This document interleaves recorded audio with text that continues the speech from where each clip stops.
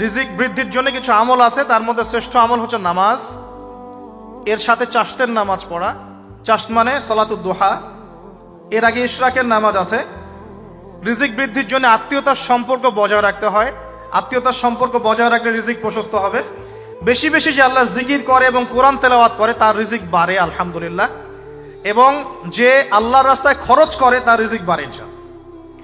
এই রিজিক বাড়ার কিছু পলিসি আছে। সবচেয়ে শ্রেষ্ঠটা হচ্ছে নামাজ, আল্লাহর জিকির তেলাওয়াত। এরপর আমলের মধ্যে আত্মীয়তার সম্পর্ক বজায় রাখা।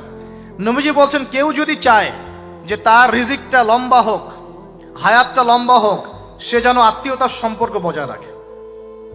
আত্মীয়তার সম্পর্ক এখন আস্তে আস্তে নষ্ট হয়ে যাচ্ছে না? খেয়াল করে দেখেন, আত্মীয়তার সম্পর্ক আপনি বজায় রাখবেন। মনে রাখবেন, আমি বারবার একটা কথা বলেছি আপনাদের ওয়াজ মাহফিলে, যে পৃথিবীতে যে কাজই করবেন আল্লাহর সন্তুষ্টির জন্য করবেন। আত্মীয়তার সম্পর্ক বজায় রাখবেন আল্লাহর সন্তুষ্টির জন্য, তাদের কাছে কিছু পাওয়ার আশায় না। যখনই আপনি কারো কাছে কিছু পাওয়ার আশা করবেন আপনি কষ্ট পাবেন। যখনই কারো কাছে কিছু পাওয়ার আশা করবেন আপনি কষ্ট পাবেন। কারো কাছে এত বেশি পাওয়ার আশা করবেন না। কার কাছে পাওয়ার আশা করবেন? আল্লাহর কাছে, যে আমি এই কাজটা করছি, আল্লাহ আমাকে পুরস্কার দিবে ইনশাআল্লাহ। আমি আত্মীয়তার সম্পর্ক বজায় রাখছি কেন? আল্লাহর কাছে রিজিকে বরকতের আশায়, আল্লাহর সন্তুষ্টির জন্য। মনে রাখবেন প্রিয় ভাইয়েরা, আমল কবুল হওয়ার শর্ত মোটামুটি তিনটা। কয়টা? 1 নাম্বার, আমলগুলো হতে হবে আল্লাহর সন্তুষ্টির জন্য। 1। 2 নাম্বার, আমলটা হতে হবে রাসূলুল্লাহ সাল্লাল্লাহু আলাইহি ওয়াসাল্লামের পদ্ধতিতে, অন্য কারো পদ্ধতিতে নয়। 3 নাম্বার, আমলটা করার জন্য আপনার রিজিকটা হতে হবে হালাল। হারাম রিজিকের আমল আল্লাহর কাছে কবুল হয় না। আল্লাহ পাক আমাদের সবাইকে হালাল রিজিকের ব্যবস্থা করে দিন এবং রিজিকটাকে প্রশস্ত করুন, আমিন। পুরুষ মানুষের আত্মসম্মান কখন চলে যায়? যখন হাত পাততে হয় তখন। যখন আপনি রিজিকের সোর্স তৈরি করেছেন, আপনি স্বাবলম্বী, আপনি মাশাআল্লাহ মাসে 10, 20, 30 হাজার টাকা আর্ন করেন বা 1 লাখ 2 লাখ টাকা আর্ন করেন, আলহামদুলিল্লাহ। কারো কাছে হাত পাততে হয় না, সবাই দেখবেন আপনাকে সম্মান দিবে। যখন আপনার অন্যের কাছে হাত পাততে হবে তখন দেখবেন স্ত্রীও সম্মান করছে না। তো এই জন্য ডিগনিটি আগে, ডিগনিটি ফার্স্ট। আপনার ডিগনিটি অর্জন করতে হলে একটা হালাল উপার্জনের সোর্স লাগবে, 1। তারপরে পিতামাতাকে বোঝানোর চেষ্টা করবেন।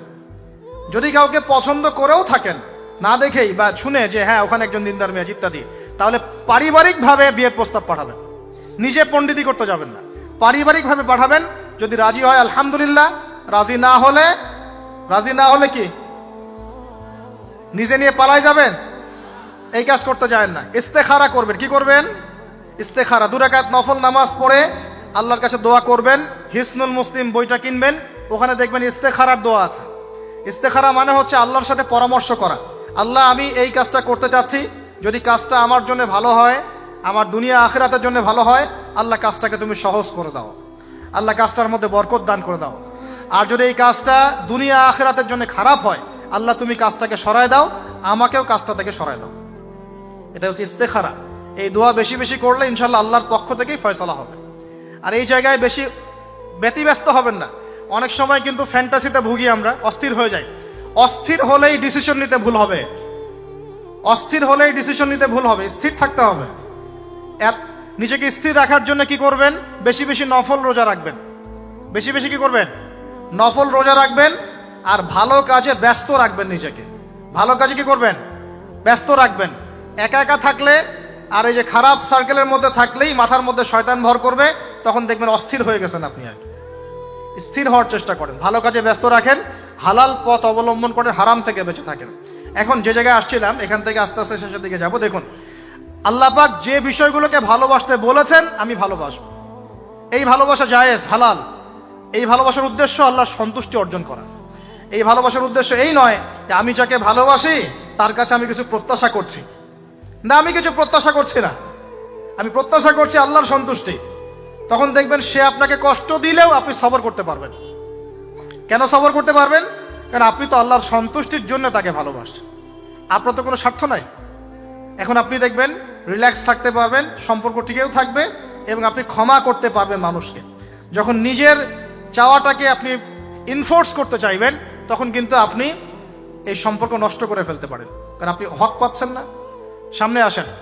এবার আমরা কি ওয়াদা করতে পারি যুবক ভাইরা, তো ইনশাআল্লাহ তাআলা আমরা হারাম পথে যাব না, হালাল পথে থাকবো?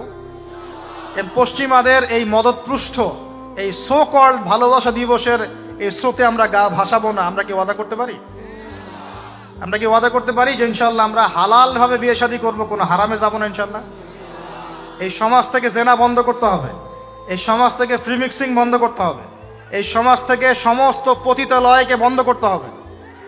বন্ধ করে আমরা সামাজিক উদ্যোগ নিয়ে প্রয়োজনে আমাদের পলিটিক্যাল পাওয়ারকে কাজে লাগিয়ে সমস্ত পতিতালয়গুলো বন্ধ করে ওই মেয়েদের রিজিকের জন্যে আমরা বিকল্প ব্যবস্থা করবো ইনশাআল্লাহ।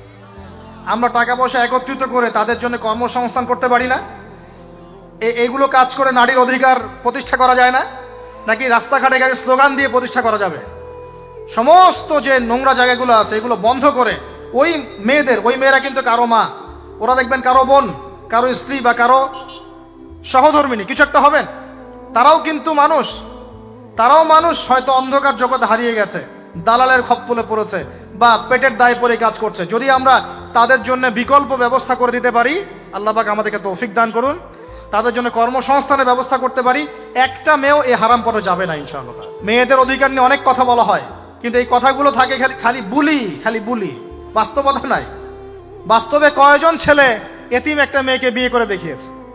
কয়জন ছেলে একটা বিধবা মেয়েকে বিয়ে করার সাহস করেছে? কয়জন ছেলে একটা তালাকপ্রাপ্ত একটা মেয়েকে বিয়ে করে দেখিয়েছে হ্যাঁ আমি তার দায়িত্ব নিলাম?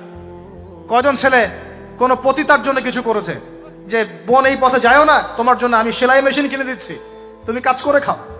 কয়জন করেছে এগুলো? শুধু এসব বলি আওড়ালে হবে না, আমাদেরকে কাজ করে দেখাতে হবে। আল্লাহ পাক তৌফিক দান করুন। আবার কিছু কিছু মানুষ এখন আবার ফ্যান্টাসিতে ভুগছে আর কি, যে একাই 4-5 জনের দায়িত্ব নিয়ে ফেলবে। হ্যাঁ শোনেন, কিছু কিছু বিষয় কোরআন হাদিসে আছে ঠিকই, কিন্তু যারা এই পথে পা বাড়ায় নাই তাদের অভিজ্ঞতা অত বেশি নয় যারা পা বাড়িয়েছে। অতএব ফ্যান্টাসি বাদ দেন। আমি পরামর্শ দিই, দিনদার মুত্তাকি একজন মনের মতো ভালোবাসার স্ত্রী যদি পেয়ে যান, তাকে নিয়ে দুনিয়ার জীবনটা কাটিয়ে দেন। ডানেও দেখতে যায় না, বামেও দেখতে যায় না, কারণ সবাই সবকিছু করতে পারবে না। সবাইকে আল্লাহ পাক একই রকম ফিজিক্যাল, মেন্টাল, ইকোনমিক্যাল সামর্থ্য দেন নাই, তাই সবাইকে সব করতে হবে না। আর এগুলো ক্ষেত্র বিশেষে, সবার জন্য আমভাবে নয়। আল্লাহ পাক আমাদেরকে বোঝার তৌফিক দান করুন।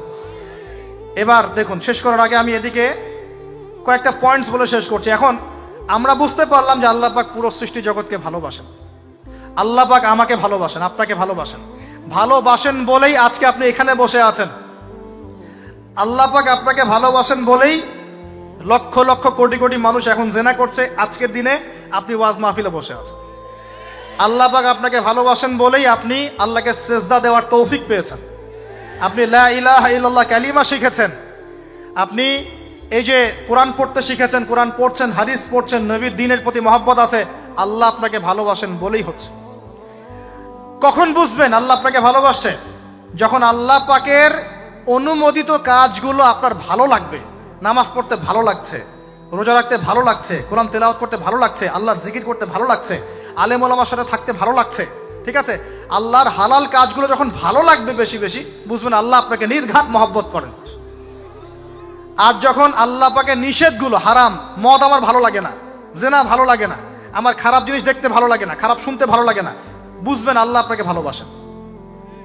আর যখন দেখবেন খারাপের পিছনে আপনার ঝোঁক বেশি, দুর্নীতি করতে ভালো লাগে, সুদ খাইতে ভালো লাগে, ঘুষ খাইতে ভালো লাগে, কাউকে ঠকাইলে মনে হয় আমি স্মার্ট হয়ে গেলাম, হ্যাঁ, মানুষের টাকা আত্মসাৎ করতে ভালো লাগে, নামাজ না পড়ে ঘুম দিতে ভালো লাগে, ঠিক আছে, রমজান মাসে বিড়ি টানতে ভালো লাগে, ঠিক আছে, মেয়ের সাথে যে টাঙ্কি মারতে ভালো লাগে, তখন বুঝবেন যে আল্লাহ আপনাকে এখনো ভালোবাসেন বা আপনি আল্লাহর ভালোবাসা পাওয়ার যোগ্যতা হারিয়ে ফেলেছেন।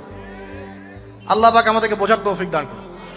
এখন আসি, আল্লাহ পাক এবং তার রাসূল আমাদেরকে এমন কি কি কাজ বলেছেন যেই কাজগুলো করলে আমরা সরাসরি আল্লাহর ভালোবাসা পাবো, কি নাই?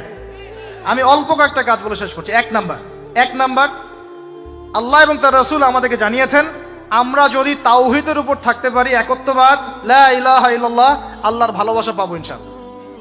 যে ব্যক্তি শিরকের পাপে লিপ্ত আছে সে আল্লাহর ভালোবাসা পাবে না যতক্ষণ না সে তওবা করে ফিরে আসছে। অতএব আল্লাহর ভালোবাসা পাওয়ার জন্য এক নাম্বার কাজ কি ভাই?